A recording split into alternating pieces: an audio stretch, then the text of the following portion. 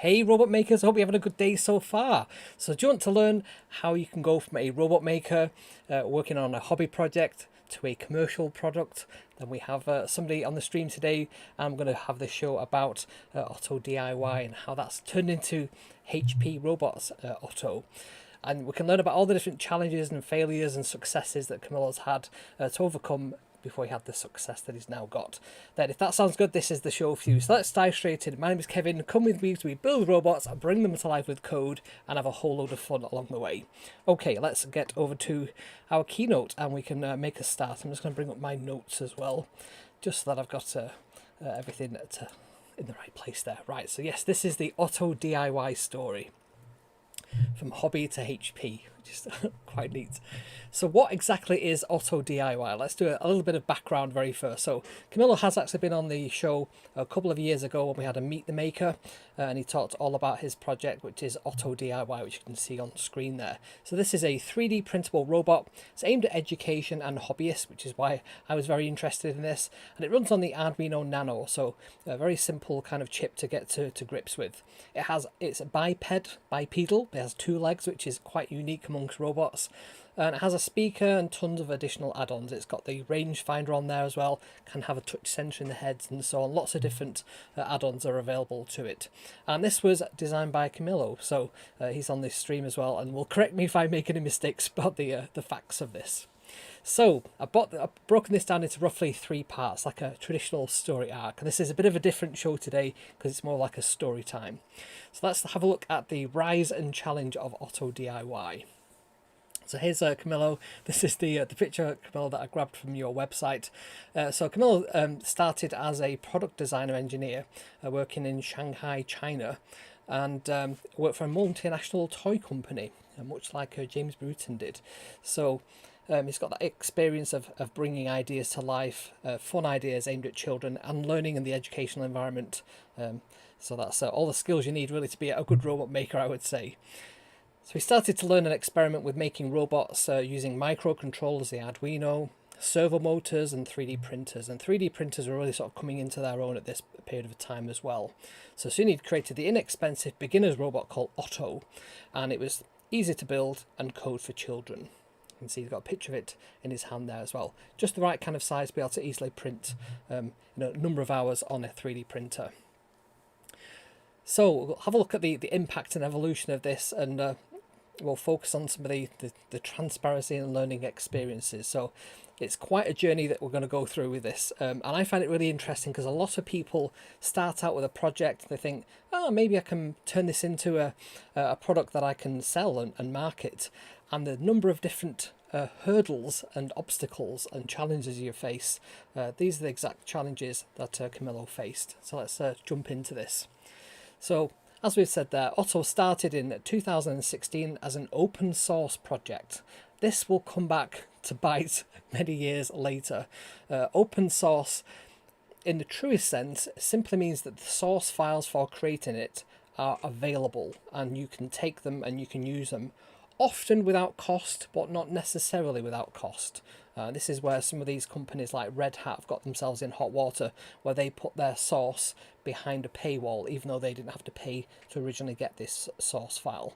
So open source typically means like the STL files, possibly the original design schematics and things, are available for people to use and download themselves. And again, typically that tends to be for personal use, but not necessarily. You could also have this as a commercial open source license as well, where people can just take it like a BSD license and use it and do whatever they want. So the concept is it's a 3D printed parts and you can get locally sourced electronics yourself. So originally this was kind of a bring your own electronics. These are the bill of material that you need to build it, and they're easily findable electronics. So something you don't need to find from a specific manufacturer, any kind will do.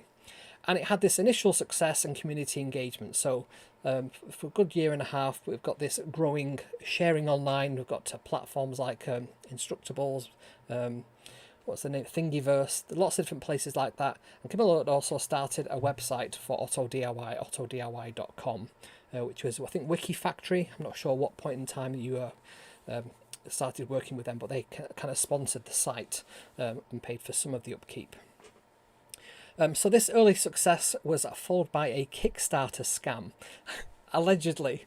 So I'm not sure about calling it a scam, as maybe necessarily just a misunderstanding or people just not following through with what was agreed.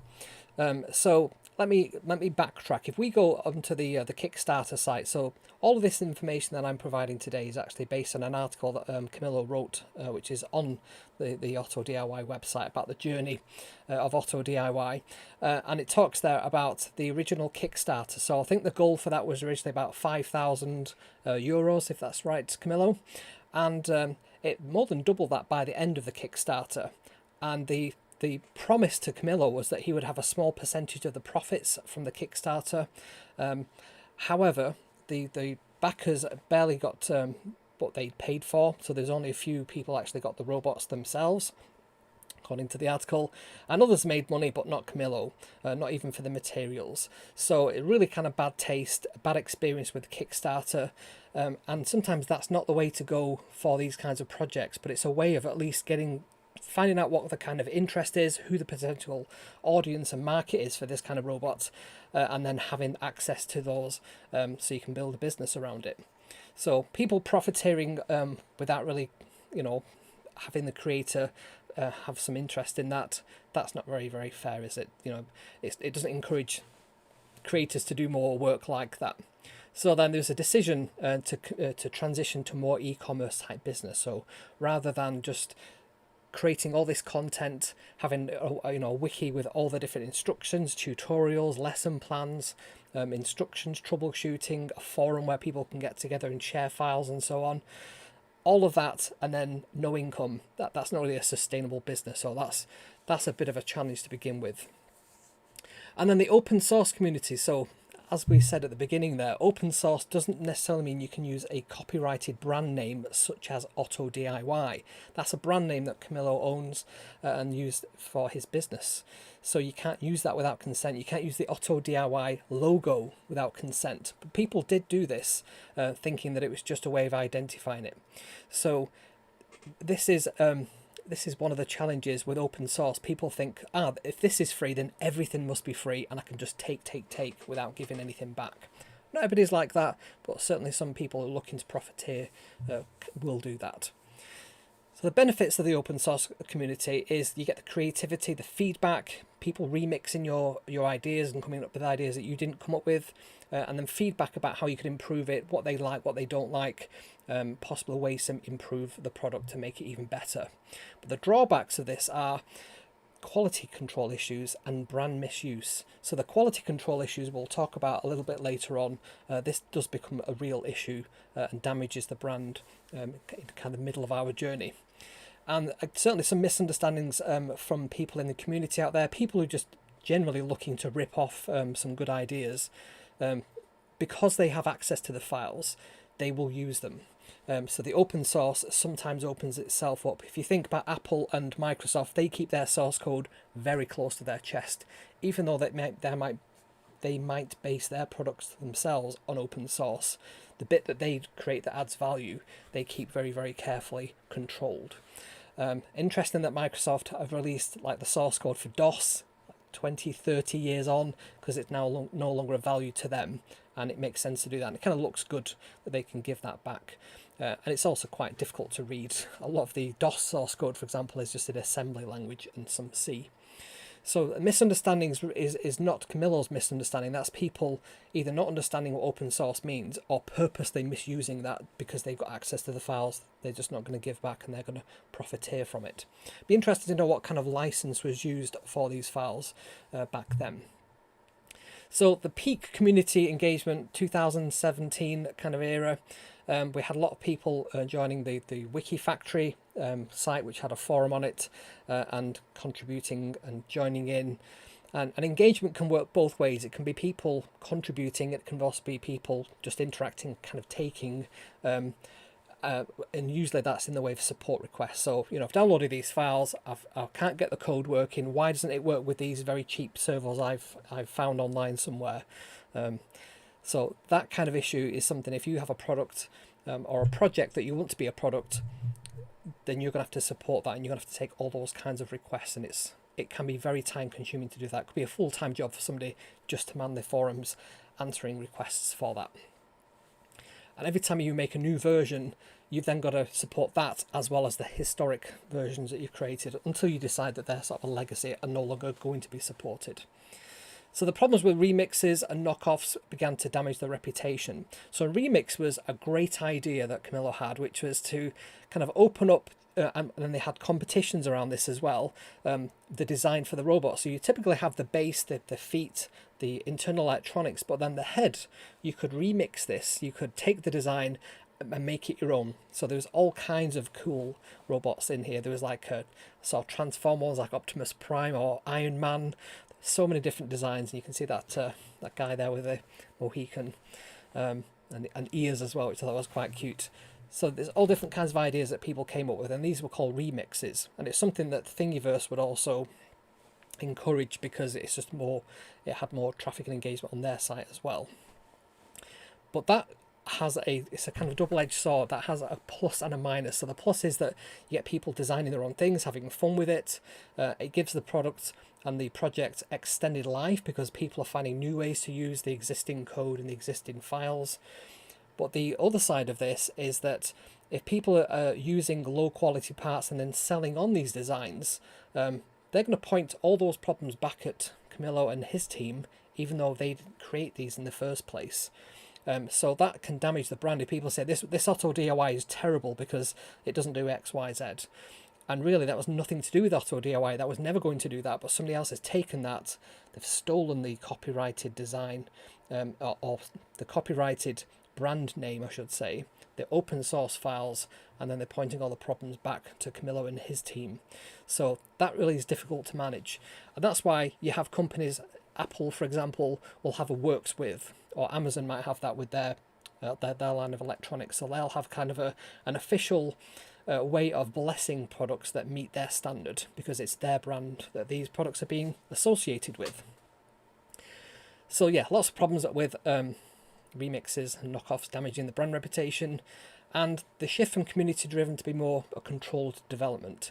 So one of the challenges I've seen, and I've worked on a few projects, open source projects in the past with many different people, and if you have a very strong idea of what you want to do with a project and you open this up to a community and there are some very strong opinions in that community that want to take it in a completely opposite direction or a direction you really don't want to see, you have to manage that. You can either give in and just say, yep, do what you like with it, and then it's not your project anymore. It can fork off and become a different project.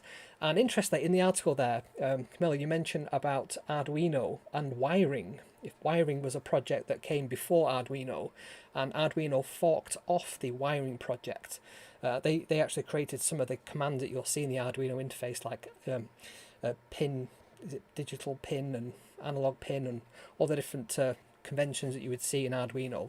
That originally came from wiring. And there seems to be a bit of bad blood there from the wiring team because this project was forked. But forking projects is what happens in open source communities. You get these things where they split and two different ideas. MicroPython, the original idea, CircuitPython, you get these kind of forks, and they can happily coexist very often as well because they've got different ideas at the core. So the shift from that very community driven to be more controlled environment, I can understand why that would happen. If this was my project, I would want to control the direction because it's my idea. It's what I've, the direction I want to see it in. So full-time commitment and struggles. Now, Camillo did something that most people don't do with a project like this. He went full-time on this in 2019. So that's a real commitment because you've not got that regular income from a paid job. You're becoming an entrepreneur. You're going to have to find that income, or at least have savings that you can eat into before the project starts to pay for itself. And he also got an EU grant which supports some initial growth and also meant they could hire his first employee and cover some of the other costs as well about running a business, logistics, storage, inventory, all that kind of thing. But there's continued to be ongoing challenges with logistics, supply and quality. And if you think from 2019 on, we had a good 2 years of hell as we went through two things. We went through the worldwide pandemic, and we also went through the chip shortage, which affected a lot of projects and the availability to get hold of components, particularly overseas. So quite a few different challenges there that Camillo had to deal with. And if you think about what it takes to work on a project like this, let me just move up my little notes there. Supply chain is a really challenging thing to manage. So if you want to make a project, and so if I just grab this one as an example, this Arduino Alvic, for example, there's a custom PCB on there, and there's a whole bunch of parts that make up that custom PCB. Now, some parts never really change and will be available for decades. Resistors and capacitors, diodes, that kind of really low level thing. They are manufactured in the millions, and therefore the cost is very low, and it's very easy to get hold of them. But when you've got some parts which are either custom made or are not as common, so servo motors, for example, there's a general standard for servo motors. So if I just grab this one here, these are the kind of servos that we use in AutoDIY, which are these 9-gram hobbyist servos. These vary in quality vastly. You can buy maybe, from a 10p each on AliExpress to £1 each to maybe £10 for the metal geared versions. They all work in exactly the same way. They all have the same kind of electronics inside, but not necessarily the same quality of electronics and the same quality of manufacturing. So the quality will vary vastly. If you're making a product, I should say, and you're going to sell this commercially, you need to secure all the parts that you need and have a supply chain that can supply them to you when you need them without variance. And variance of timing to be able to get when you need them, variance of cost to ship them, and also cost to manufacture them. You would hope that the cost goes down. But if you want to sell, 100,000 robots, and they each have 4 of these servos in them, are you going to be able to get hold of 40,000 servos when you need them, for the price you need them, in the time you need them, in the quality that you need them, from the same supplier? Those suppliers may go bust and you'll have to find another one. And you'll see this with other projects. I want to see if I had any of the wheels to hand. I'm aware that Pimroni, for example, they stopped selling the large moon buggy wheels on some of their robots. In fact, there it is. This is the Trilobot, which is one of their robots from Pimroni. And that has these nice chunky moon buggy wheels on. But the company that manufactured these stopped making that particular brand, that particular model, and therefore they had to switch to a thinner one, which I don't think looks quite as nice. It hasn't got the same kind of aesthetic. But there was nowhere else to get them from, so unless they made them themselves, and they're not that kind of manufacturer, they don't make rubber wheels, they could probably 3D print or make, injection molded other parts, but the tyres on them are made of a rubber. So that was a difficult challenge that they had to deal with. And this is a common issue amongst, supply chain when you're a hardware manufacturer. You've got to be able to get hold of those parts easily, cheaply, and on time. So Camillo tried lots of different kind of mini startups within the umbrella of AutoDIY. So there was Auto Academy, Auto Clubs. Auto Academy sold the 3D files, so you could buy the physical printed file rather than just having to print it yourself, because nobody has a 3D printer or has the time to wait for them to print. So if you're a school, for example, and you want 200 robots, potentially, you might not have time to print 200 robots out, so you just want to buy them. So Auto Academy would sell those files. There was the Inventor program, there was the Leaders program, the Clubs program, Auto at Home, Auto Scratch AI, Auto Farm, whole bunch of different initiatives and mini businesses to try and prop up the project with varying levels of success as well. So again, struggling with sustaining the project and some limited success with that, and these continuing issues with documentation and maintaining consistency.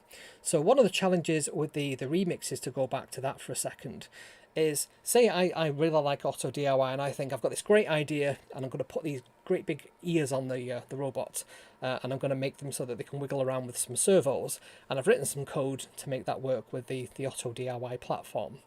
I might not write that up. It might be a one-off, one afternoon of a thing that I have an idea, I build it, and then I share the files online. Now, some other people might think, that's great, I want to have that too. Where do I get the documentation from? So first of all, they'll come to Camillo and AutoDIY and ask where the documentation is. They might go to Thingiverse and find that there is no documentation with them, and they might think, well, I've got the parts, but it doesn't do anything. Is this AutoDIY not working? Some people might write documentation, but it's absolutely terrible. So maybe it's poor English, maybe it's just badly written, people haven't put the time in, or they haven't tested the code, and the code is just kind of it worked when I ran it kind of code. So the quality of the documentation that other people write that's under your branding is a real issue there. So maintaining consistency with the high standards that you want to maintain, and having that easily to be discoverable, maintainable, that's really, really difficult. So one of the reasons I started smarsfan.com is because I came across a fantastic robot project, the Smars robot. I've got one just here actually.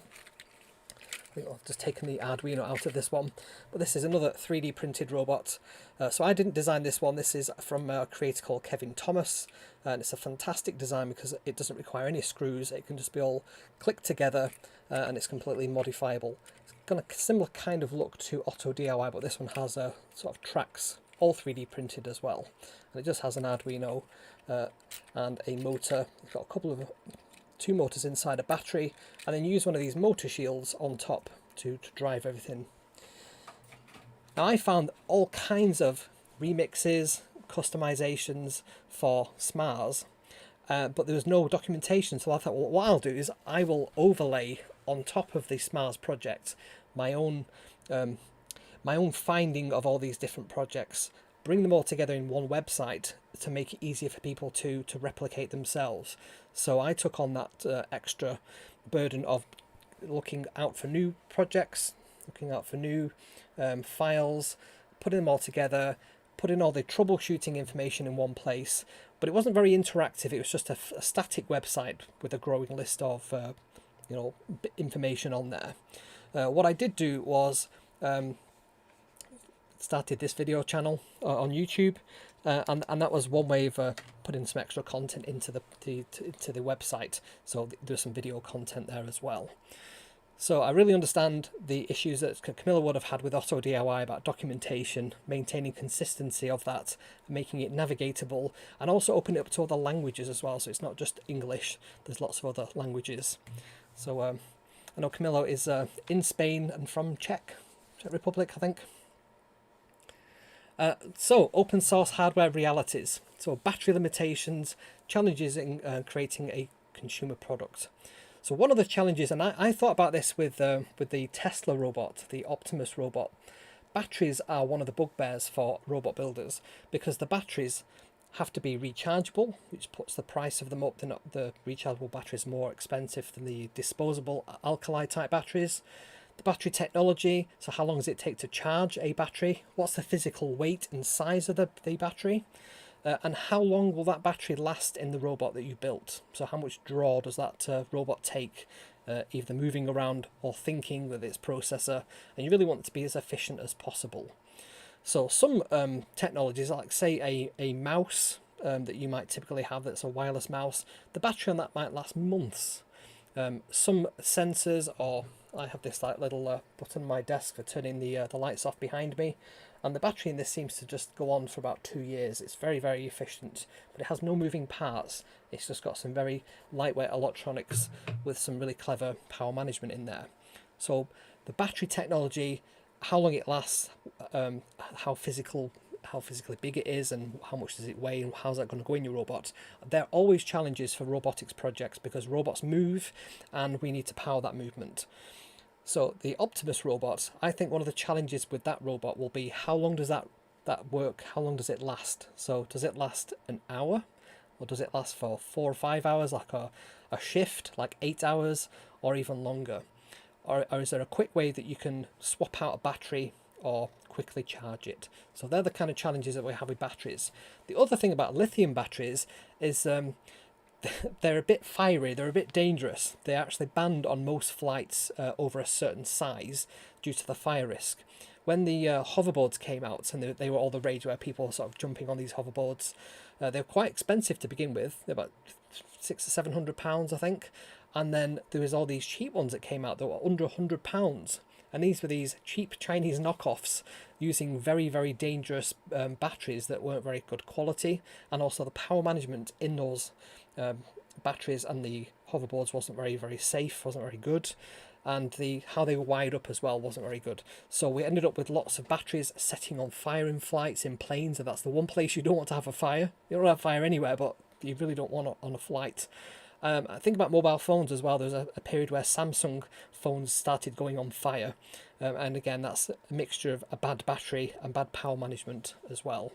So batteries are really challenging to have in any product, but people expect batteries included when they have a project, when they have a product that they buy. So interesting, when I bought this Arduino Alvic robot from Arduino, this one has a battery inside, but it's an 18650. It's like an e-cigarette type battery that's just inside there, and you can actually swap that out. So this one was designed with that kind of battery in mind, which is quite a neat design choice there. So at this point, Camillo has some partnerships and collaborations in Spain and France, constant issues with the chip scarcity and quality control. So again, if you have a project that you're looking to turn into a product, you've got to figure out how you're going to manage these things and manage them in a live environment. You know, you're in your production environment, people want to buy these things, people have bought these things. If they're starting to go wrong, have you got enough to replace them? You don't want everything to go wrong. You certainly want to have a design that works well. And many companies have issues like this. There was a manufacturer I was working with recently that I think they produced 200 PCBs of a particular design for a motorboard. And the motorboard, if you grabbed hold of the motors when you switched this on, because I had a robot with this in, I had hold of the wheels and I switched it, like pressed the reset button, all the energy that was trying to be fired into the magnets, all of a sudden had a route straight through to the processor, and the whole thing would just blow up. That was easily fixed with a very cheap capacitor that was on there, like a little 25 capacitor on there to soak up all the energy from the batteries and just smooth out that spike that would happen when you hit the reset button. So all these kinds of things, they're expensive lessons to learn, and version 1 of your robot board probably isn't going to be the version that's the long life version. It's going to be the version where you learn all the hard lessons. So community challenges and contributions. So as with any community, it'll wax and wane. It's very difficult to maintain a community. This is also true of subscription-based services. So a lot of companies that have a subscription model typically have a very high customer engagement model with this as well. So they want to make sure that people don't leave the subscription because they need that to sustain their business. So if you have a business like Adobe, for example, with the subscription model, they've got to make sure that they're banging in new features, or at least appear to be banging in new features, correcting old issues as well, because people don't accept this to just stay still and pay the same amount of money to be able to use it. And this is very true of a community engagement as well. So why do people want to come to your community? So if you have a community of robot builders, why do they want to come there? It's because each week they're going to see something new, they're going to learn something, they can share what they've made. So you want the communities to be vibrant and evergreen. There's always something new for people to come back and see. And you'll see this all over social media, in Discord groups. They'll have like a peak period, and then they might have a period where it sort of wanes, and then there might be a new product or a new idea that brings back some interest. But they're always changing. And if you don't have good community standards in there, that can also be very difficult to manage. If you've got some very strong personalities, and we work in computing, in IT, in robotics, there are some people who have very strong ideas about things, very strong opinions, and won't be told anything else. You've got to manage that in a community if they're going to be a member of that community. So you need to set the standard of what is and is not acceptable, and just make sure that that's managed well. So difficulties in maintaining a loyal and a contributing community. the loyal part is interesting, because with an open source project, again, people haven't paid anything into this, so the amount of commitment that they've started with is, well, I've got this file that I like, this robot that I've just downloaded for free. I've not paid anything for that, so that's my level of commitment. I've not paid anything, I've not lost anything, I don't really need to give anything back, I can just take. So I wouldn't like to call these people freeloaders, because I think that's not what this is about. Open source is about sharing things and having, putting things out there so that other people can have value without having to pay for it necessarily, if that's the model that you've chosen. So when it comes to loyalty, that's a real challenge. People haven't paid for anything. If a new model comes out of your robot, for example, they might expect to have that for free as well. So if you change how you, the pricing model for this, so they paid nothing and now the new model they have to pay for, there'll be a reluctance to that from a certain part of the community. And that might look like they're being disloyal, whereas it's just not what they signed up for. And it was interesting with the SMARS robot, I saw the original files. For me, the original design was perfect and didn't need any changing. But because it was open sourced, there's an opportunity there to make some money. So the creator decided, why don't we have a new version that's got some extra features? They had 4 motors instead of 2, and it was a nicer design. And those files were put online for like a very low price, like the price of a coffee perhaps. And if you think with a coffee, you've consumed it and then that's gone. Whereas if you buy a product like that, you can print this many times and you've got those files for as long as you want them. But yeah, there's a reluctance to change the pricing model, I guess, and that can reflect on the loyalty, the perceived loyalty of that community. So yeah, lots of different challenges there with just growing a community and managing a community. It's a real challenge in and of itself. So put the little meme there to the right hand side. There's a robot project and a maker, and then a new robot project comes along. They're like, I'm going to go for that, leaving the other community behind. So marketing struggles and open source limitations. So the difficulties competing with knockoffs and other companies for open source projects is continual. It's interesting that the companies like Arduino have differentiated themselves from clones. So they will strongly protect their name Arduino, for example, but that name will be ubiquitous with the clones. They'll call it like an Arduino-like or an Uno-like board. They'll try and use some name that's similar to the original name, but different enough that they don't get copyright struck. But that competing with knockoffs is a real challenge, because do you have a race to the bottom where the cheapest, you just keep going cheaper and cheaper and cheaper and then you go out of business? That's not really a very good business model. Or do you do what Arduino did, where they said, we're going to stick with a high price, so $20 for an Arduino. That's quite expensive. The boards cost nowhere near that. The boards might be £2 or £3 to manufacture, and the rest of that money is the investment in everything else that goes into an Arduino, for example. So all the software development, all the support materials, the teaching materials, research and development for future boards, all the boards that failed when they were designing that, all those costs have to be built in. So what might seem like a very expensive board is actually, a reasonable board, as well as making some profit because they're a business as well. And interestingly, the Arduino is an open source and open hardware project. So they do invite people to copy that design, just not the name. But people are then using these, creating their own knockoff version of Arduino, and they're using the Arduino IDE. And if things don't work the way they expect, all those support calls will go to Arduino. And the first thing they'll say is this an official Arduino? What's the serial number of the board?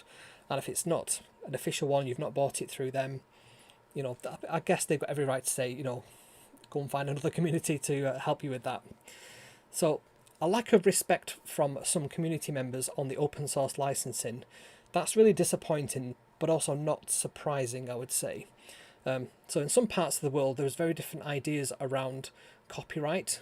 So in the West, we have very individualistic ideas. So if I create something, my idea is my idea. If I choose to share that with others, that's down to me. And how I share that, I might say, you can have this STL file, but you're not having the original files.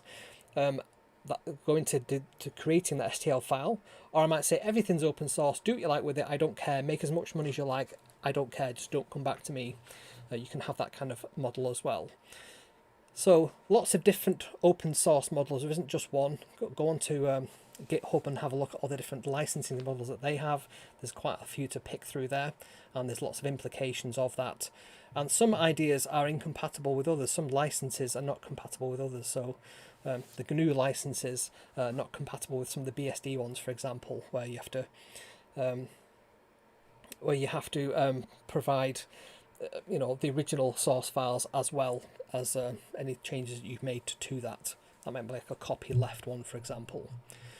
So there's a quote there that Camillo mentions on the article: there's nothing more expensive than cheap. And that's very true when it comes to these knockoff ones. You've just got to take an idea on there that your project is going to be expensive, but there's a reason for that, and it's because it's the authentic, real deal.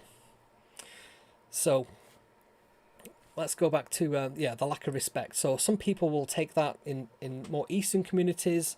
They might have a more communist way of looking at things, where there is no such thing as property.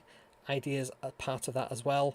So if somebody has an idea, you can take that and you can do what you like with it. Come at me in the comments if I misunderstood that, but that's my understanding of how these things work there. So financial struggles and challenges with scaling a business. So scaling businesses is very difficult, particularly for hardware businesses. So I did make some notes on this as well. So if you think about what goes into a hardware business, so you've got inventory, you've got to have physical things, you've got to have a whole stock of servos, you've got to have a testing department to make sure that when you physically build these things, they work the way you expect. And there might even be a fixing team that can fix things that the hardware team, that the testing team detects, and that might have to feed back to manufacturing to say we need to make this differently, or maybe back to the design team say we need to design this differently. So there's inventory. You've then got to have warehouse space to house all this stuff and heat that space as well. So when it's cold in winter, your products are not freezing cold, or when it's really hot, you're cooling them down. So all that logistical side of things. You're then going to have shipping and logistics. So how are you going to get this product to your customers? Where are they in the world? What kind of regulations or certifications do you need on that?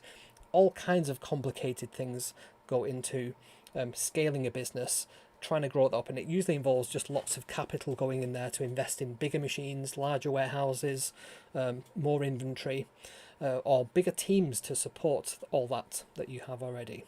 So I can understand that there's definitely some financial struggles behind AutoDIY in the growth stage, but it's good to see that there is some growth going on there. So if you like what I do, please give this video a like, drop me a comment, let me know what your thoughts are on open source, for example. I'm an open source advocate. I do like everything I do, I give away, but I don't give away everything. I do give away the STL files for my projects, but not the original master Fusion 360 files, because they're mine. A bit like publishing a book. You can sell the book, people can read that book, but they don't have access to all the original notes from the author. That's theirs. So let me know what your thoughts are on open source in the comments. And if you've not subscribed to this channel as well, please subscribe. It means an awful lot to me, and it helps give signals to YouTube that this is a channel worth sharing wider. And I do go live every single Sunday at 7 o'clock, either Greenwich Mean Time if you're watching this in the winter months, or British Summer Time if you're watching this in the summer months, daylight savings time. So part 3, this is the turn, isn't it, in the typical story arc where the hero fights back and wins. Transition and new beginnings. So one of the great things that happened in the journey with AutoDIY was the merger with, is it Moravia? Is that how you pronounce it? Consulting to scale the project. So Moravia are a education and learning company.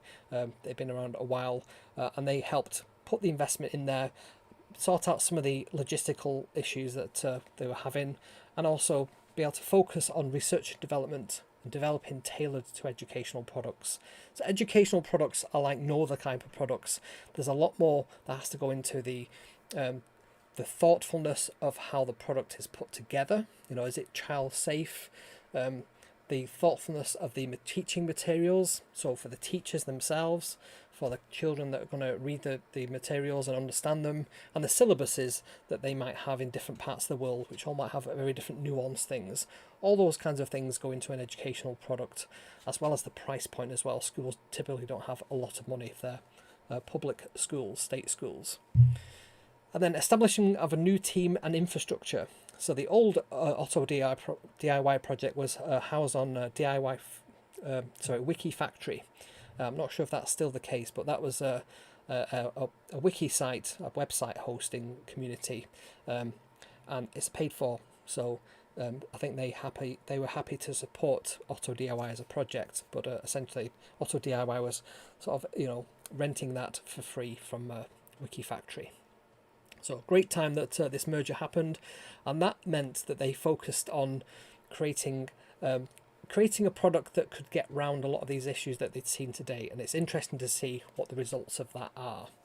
So what they developed was a new custom PCB, and that meant they could address all kinds of issues from and complaints from educators.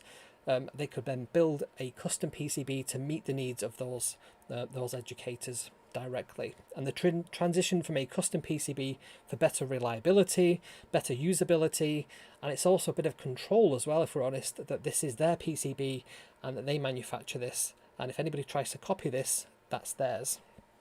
They can happily sue them. And then the focus on the classroom environment and the user experience, so they could really dial down and make this the best educational robot that you can buy. So interesting, talking about PCBs, we're sponsored today by PCBWay. So I just wanted to give a quick minute's worth of a shout out to PCBWay. So I've got over here the PCB website. I've worked on a project recently, which was this remote control for a robot. So it has a Raspberry Pi Pico on there, and the Wi-Fi and Bluetooth chip on there meant that I could pair that and connect to another robot. And I wanted to try this out so I could learn both Fusion 360 electronic design and also KiCad. And I've since gone on to look at Libra PCB, which is another piece of software that you can get on the Raspberry Pi. And they're all very much kind of a similar experience. So you start with a schematic, like an electronics diagram, you put that into the software, and because you're picking components of a library, it knows what they look like from a physical perspective. So you can then switch to a breadboard or component-based view. Well, thanks Alberto there for subscribing. And that means that we can then lay out the PCB on screen so that we can then look at manufacturing that. So once we've laid out all where the pins are and everything like that, we can press the button and it will generate a whole bunch of files in the background. These are called Gerber files, bill of material files, the net list, which is all the different traces and routes and everything. Once we've got those files, we want somebody to manufacture our amazing PCB. So we can go over to PCBWay and we can just go and click on the instant quote, which brings up this nice page here. So what we can do is we can just specify what kind of PCB we want. Is it a standard one? Do we want them to have advanced manufacturing in there where they actually assemble it and put all the parts in? Is it a rigid or a flex PCB? They'll even provide the surface mount stencil. So if you're going to mass produce these, you can actually get the aluminium sheet that's got all the holes in for the solder mask, and you can just like spread on the solder on a little jig, and you can make hundreds of these in your pick and place machine. They'll even do CNC, 3D printing, all that kind of CAD stuff as well. So you simply just pick the kind of board that you want, how many different designs you're going to have on that board. You might have more than one, for example. You pick the size, you pick the width. So if I went in for, like, say, 15 centimeters by 10 centimeters, and I just want to have 5. They have lots of different quantities. Obviously, the more you buy, the cheaper it will be. And then the number of layers that you have on the PCB. So the one I went with simply just has 2 layers. It's got a top and a bottom layer. And you can then pick what kind of material it's made of. FR4, which is the fire retardant grade 4 material that everything seems to be made of. It's like a fiberglass material. But there are others. You can have aluminium, copper base, and so on. And then you can go for the sort of grade of that material, the thickness of the board, how much copper is actually used on the board, and then the solder mask colour. So this one was like a yellow solder mask, but you can go for all kinds of different colours. Some colours are a bit more expensive than others, so I'll definitely give that a go. And then the silk screen is the kind of writing that you have. So I've got like some little writing on here that tells me that this is the power, which side is ground and which side is the voltage. And then once you've picked that, you can then just go up here and just say give me a quick calculation of how much that's going to be. So you can see there with the options that I've chosen, it's going to be $15 to get that manufactured, and it's going to cost $3, nearly $4 to ship that. So for $20 I can get that. If I want that really, really quick, super urgent, I can get that, you know, manufactured. They basically just push it to the top of the queue, so we can do that. So lots of people use PCBWay. They're a fantastic organization. I had the pleasure of meeting Elaine from PCBWay at the open source event. Open source is called as well, the event in San Francisco earlier last month. So that was great to actually meet one of the sponsors face to face. So thank you once again, PCBWay, for sponsoring this project and this channel. Really do appreciate it. Okay, so the launch of HP Robotics. So this is fantastic. When I saw this, I was like, wow, you know, massive applause to Camillo and his team for finally getting Otto out there. So this is just quite recently that this has happened. I've got one of the kits on my desk. We'll have a look at that in an unboxing in a second. But yes, Camillo is very proud to launch HP robots and the HP Robot Otto Starter Kit and Builder Kit. There's two different variances of this. And to clarify the difference between AutoDIY and HP Robots Otto, so they're two separate things. So AutoDIY will continue to live on as the hobbyist open source project that you can download the files and you can use the code and you can use all the resources that exist there. Whereas HP Robot Otto is a HP branded product. So you've got the quality on all the kudos from HP. And this is a closed source project, so you can use the tools that come with it, but it's not open source in the way that AutoDIY is. So it's got the Otto name, but the DIY is only for the hobby side. HP Robot Otto is for the classroom. It's been perfectly designed for students and educators to use so they can learn robotics.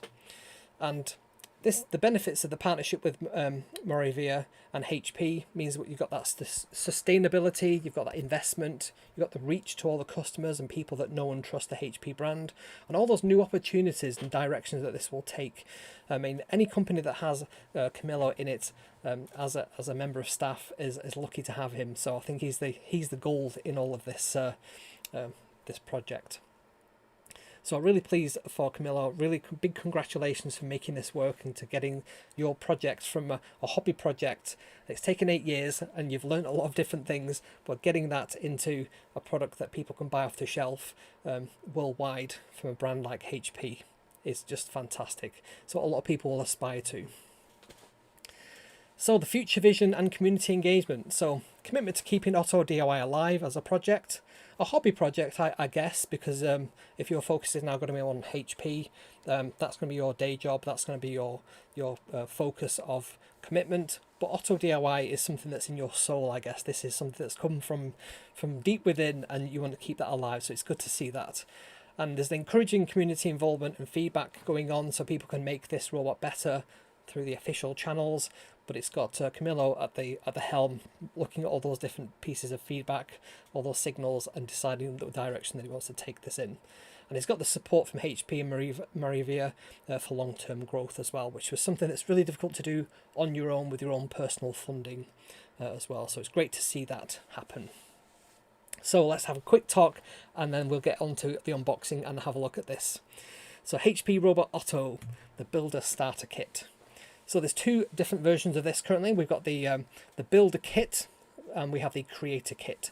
So the Creator Kit is a little bit cheaper, and that doesn't have the 3D printed parts, so you print your own in the kind of AutoDIY style. Or you can buy the Builder Kit, which has all the 3D printed parts provided for you. And they are 3D printed, which I found interesting, not sort of injection molded. So you can see there the two differences, and these are all available from hprobots.com as well. So if you go over there, you can find out how to buy them. And they're priced at €129.95 for the Creator Kit and €149.95 for the Builder Kit that has all the 3D printed parts in there. So let's have a look at this custom PCB that's been worked on so much. So you can see that it's got all the nice little connectors there for all the different parts. So we've got the ultrasonic rangefinder. I absolutely love these in robots. I think it really gives them a personality. Gives them a kind of a face, I guess. There's the Smars robot with the same kind of ultrasonic rangefinder in there.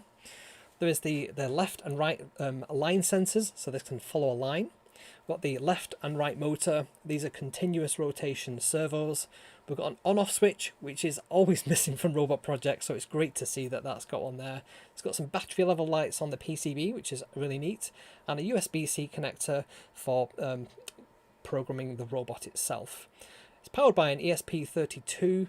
Yeah, at least I guess that's what it is. Camillo, let me know if I've got that right.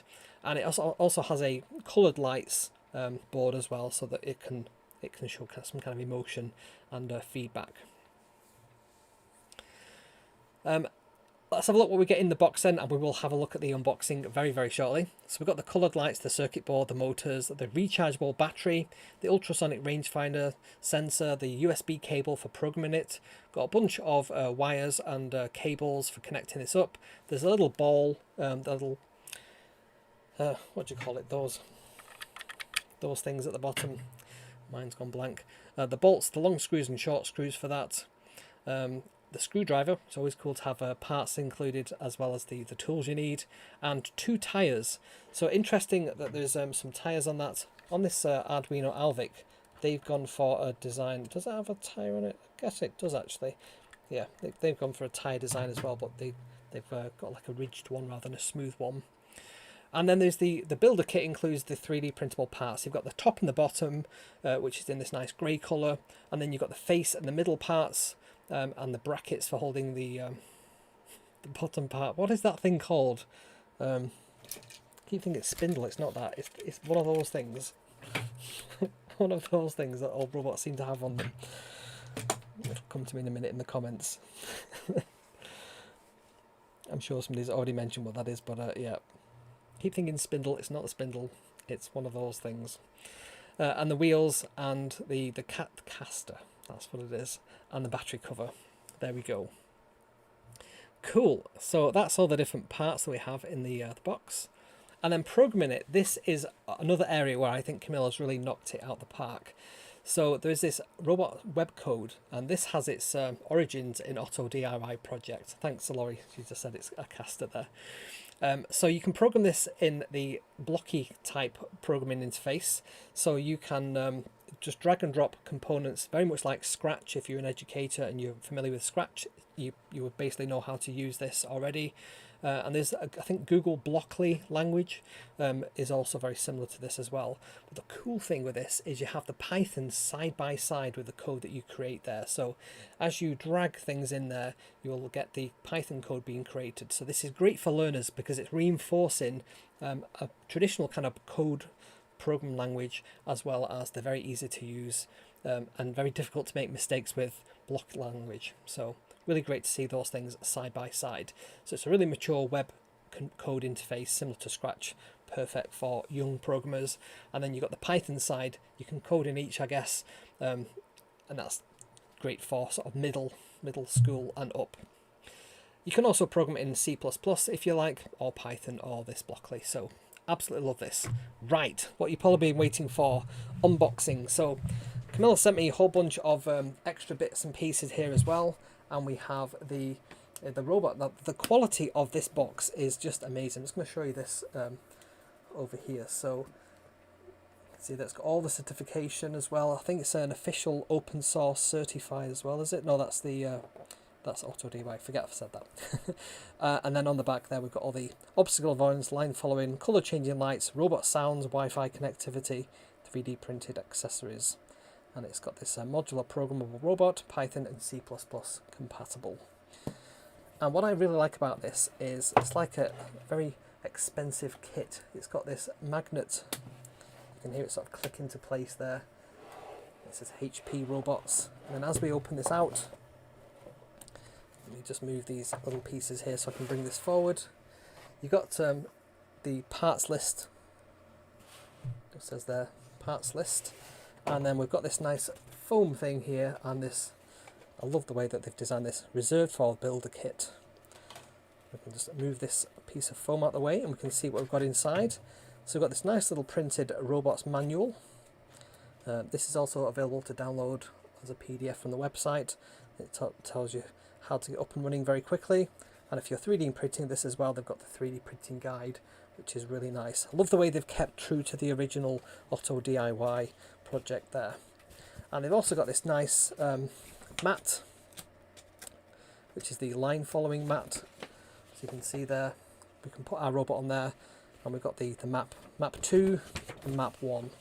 Map 1 is a nice kind of simple design. Map 2 has a few more undulations in it for a bit more interest. When I took a couple of robots, I think it was the CuteBot Pro, to Make Fair Rome last year, people absolutely loved that when they were drawn to this. They started to take some sheets and draw out with a big marker pen, a big like Sharpie, fat Sharpie, their own designs of that. I love that it comes with a whole bunch of stickers as well. They're definitely going on my sticker board shortly. And then we've got the robot proper. So look at this. I love that they've kept to the original kind of aesthetic of a 3D printed part. So you can see there, this is a really high quality but 3D printed part. Not sure what that matter is there. I think that's probably something blown in when I was looking at this earlier. Got the HP logo there as well. So this is an officially affiliated HP product. Got the other parts there as well, this nice blue colour. There we go. And I guess you assemble these by following the instructions, not just trying to like guess how things go together like I'm doing there. But yeah, I do like the colour mixture of these two. I think that's absolutely fantastic. I'll lay that down there. There's the faceplate. I love how the design of this really nice and angular kind of design to it. So that's the faceplate. There's the rangefinder. I can see that poking there. But I can see that this will sort of slot into place there. And you've got space there for the electronics to kind of poke through. Really, really nice. But yeah, that's a really, really good, nice finish on the 3D printed parts there. We've then got the wheels. Again, these are 3D printed. And then there's these nice rubber tyres that will fit nicely onto the wheels.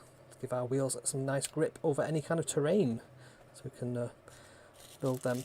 And now there's these little bags. I'm never a great fan of bags, plastic bags in packaging, simply because like this is going to end up in a landfill. It's often not very recyclable. I much prefer the paper packaging, but you know, you do need to keep the parts from sort of falling apart, I guess, in shipping. So a whole bunch of like long and short screws. There is a caster ball there. So when Camillo sent me this, he was really worried that I think he had a caster ball left over and was worried that I didn't have one for this robot kit. But there it is. We have that there. There's a whole bunch of cables. So these have all got the same kind of ends on them, so it doesn't really matter which way round you use them. There might be some that's slightly different. We've got 4 pins and 3 pins, depending on which ones they're being used. And then there's the cable. That's a nice cable. So USB-C to USB... Is that USB-B? I like the purple. It's a nice colour choice there. We've got the LiPo battery. And the LiPo battery has got a sticker pad with it as well, so we can stick it into place inside. But yeah, this is really nice. So 3.7 volts, 1800 mAh, or 6.6 watt hours. So, yep, I know a lot of work went into making these. And coming up with the exact size that's needed, not too big, not too small. There's a kind of Goldilocks zone there of batteries. And in here we've got some very nice looking servos. So these are the motor wheels. These are the continuous servo motors. So it's like a regular servo, but it can carry on rotating around. You can see there that they're going to sort of go into these parts here and so on. So we'll do that. Another point, I think is it that way round? There we go. So it perfectly fits into the wheels there, and that can then fasten on, and we can put the screw on to screw that into place. So love that design, very, very nice and simple. I often don't use the continuous servos. I often go for the N20 motors. They can be quite expensive, but I like the little gearing on them. It gives them a lot of torque. Got the bolts there as well, bolt C. There's more parts in here. So these are the left and right line sensor modules. Let's have a quick look at one of these. I love the way that there's no soldering required as well. We've just got these nice little connectors, and I'm guessing that that means that can connect from one to the other as well, so that they can kind of piggyback together. We can see there we've got the a little potentiometer to sort of dial that in if we need to, and the connectors, and this sensor is there. So one's like an emitter and one's a receiver. It just shines out infrared IR light. So like that, that's nice. We have the colour lights module, like the rounded corners on this. Again, it's got a nice little 3-pin connector on it, and it says AutoDIY Education and HP Robots, and it's essentially like a ring light similar to the ones that Adafruit sell, but you've got the one in the middle as well. So because these are all RGB LEDs, we can do all kinds of colour expressiveness from our robot on there. Got the other motor there as well, and then we have the custom PCB. So a quick look at this. So we've got the battery connector there. I recognise that GST, is it a PH connector? And then we've got the ESP32. You can just see that on the as the main processor there. And then we've got all the different connectors for wiring this up. So nice and simple, as well as the on-off switch and the USB-C connector for programming it. So absolutely love that. Also another little cheeky button there, and there's also a, guessing that's a reset and a boot button there as well. Now, there's more to this robot. This is the builder kit, but there are extra kits that you can buy. Let me just put that away there. So I've got 3 additional modules for this robot. So of the Sense kit, you can see on there we've got like a sound, light, is that a vibration, and a temperature sensor. So let's see if we can get into this. Let's get some scissors just to open it up. Loving the HP branding on this. Honestly, it makes it really premium. I worked for HP. I worked for their HPE Enterprise division for a while. So there you go. That's the DHT5s, are they called, or is it a 22? Very similar kind of component. But yeah, it's a very nice, very simple to use temperature sensor. And it just has the little connectors on the back there. Again, 3-pin connector. So we also have in there another 3-pin connector, and you've got that, what does it say on there? Can't quite read that. T something Y?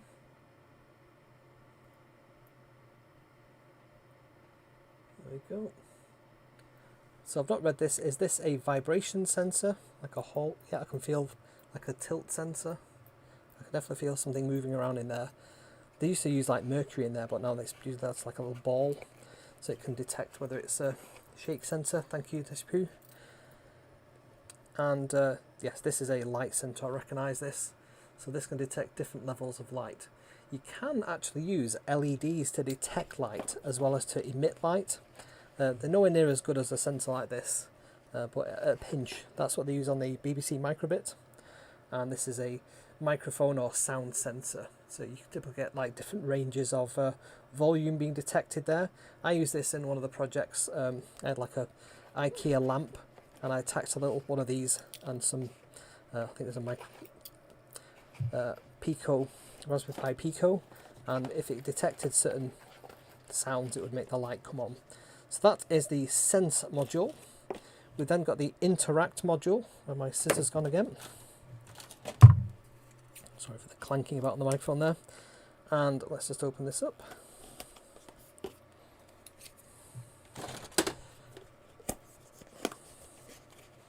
Do like these. So we've got some potentiometers here. Got 2 different potentiometers. It says on the potentiometer. That's the other one. And you can see one's got a 4-pin connector, and the other one, I guess, piggybacks to that one. That's how I guess how that works. And then we've got some other bits and pieces in here, so let's grab these. So we have an accelerometer, and we also have a button. Buttons, I think, are the most underrated component. I always try and shove as many buttons on projects as I can. You never know when you might need them to do something physical. So yeah, pretty neat. Also, this is saying one is an encoder. Sorry, I didn't misread that, and the other is a potentiometer. So let's have a look back at those again. So that one is the potentiometer. Get that to focus on that. And that one is the encoder. So potentiometers have a range. They go from like a minimum to a maximum range. This one I can feel has got a little clicky bit in the center, so you can detect where the center is. Whereas an encoder can go infinitely round. There is no end to that. You just count the number of clicks. So typically you can have these on wheels as well to see how many rotations round. And this also has a push button as well. I've used them in quite a few projects previous. If you want to check out how to use encoders, I did a nice tutorial on how to build a nice little rotating menu system where you can detect which files, like Python files, are on a Pico, and you can use the menu screen to load up which one you want. So that's the interact and sense, and then we finally have the emote. I love this one. I think this is my favourite.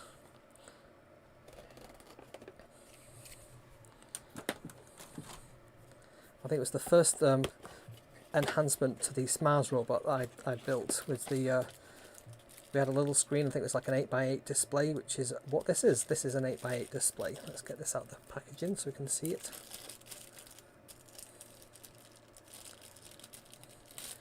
So you can do all kinds of things on these displays. You can scroll text. You can do little faces. All kinds of things like that. So this is a color light matrix 8x8. It's got a nice in and out there as well. Pretty neat. What else have we got next? What is that? MP3 player. This is a card reader module. That's pretty neat. You can see that? TF card reader. And we've got some cables in there to connect everything up, and then we've got two other little circuits. Let's just grab those.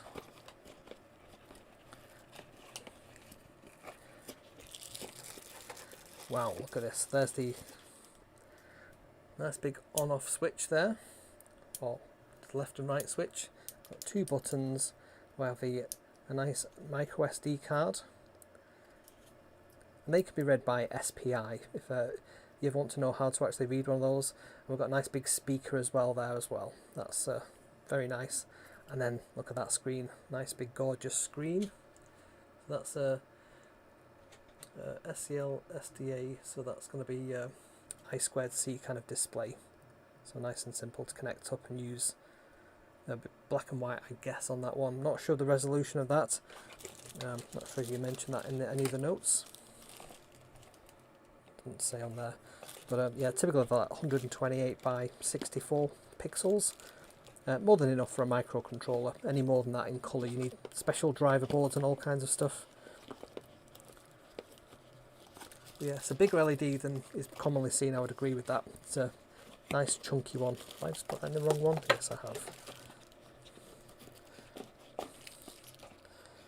Just put that in a nice way around there.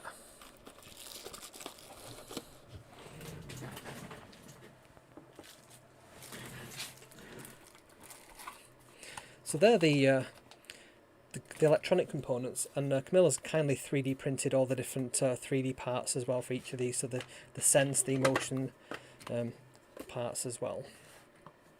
Cool, so really going to have a lot of fun putting that together. I can't wait to get building that. I didn't have enough time this weekend to do it. I thought it'd be fun to actually show you the unboxing rather than just a finished robot that's been built.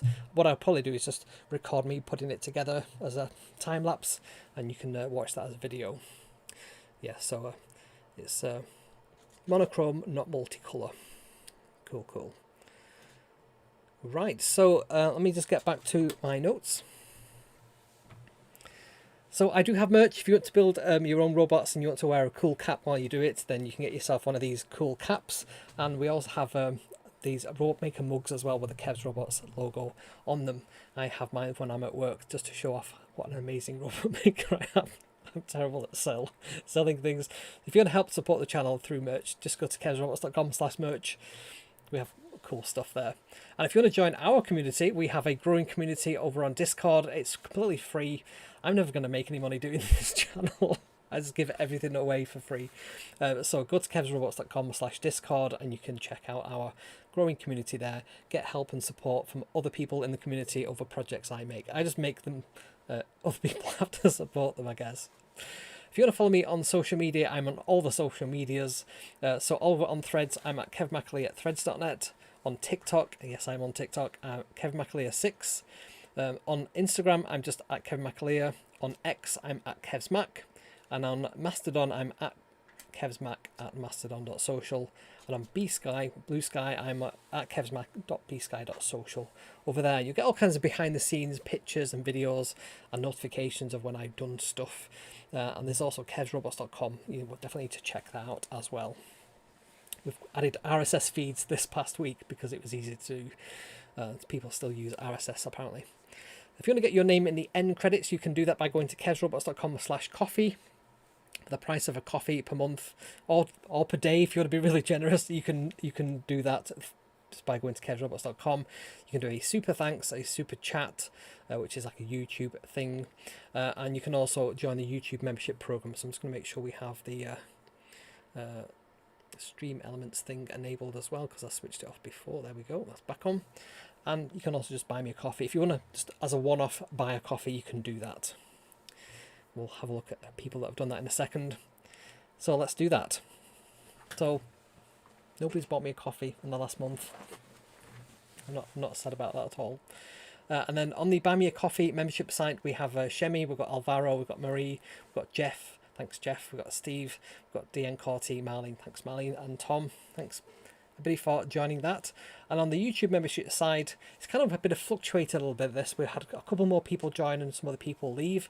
So we've got Fafsin, we have Littleback, we have Ford, we've got Armando, we have Paul, Johnny, Dale from Hybrid Robotics, Hans from Cheerlights, Stephen Cross, Jonathan, John Paul, we have Alistair, Cassie, Tinkering Rocks, JDM, Johnny Bates, Michael, and we have Tom as well. So thank you very much for supporting the channel. Really do appreciate it. And it helps me to carry the channel forward and also pay for things like Kev's Robots. I've taken all the advertisements off kevsrobots.com. It's completely free to use, and all the materials on there I'll carry on adding to them. So yeah, really do appreciate everybody that's helped support the channel. Cool. And I think that's everything I've got for you this week. So at this point in the video, we'll see over here YouTube recommend another video to you, so definitely check that out, and that will help support the channel in a different way just by binge watching my content. And at this point in the video, I'll say thank you so much for watching, and I shall see you next time.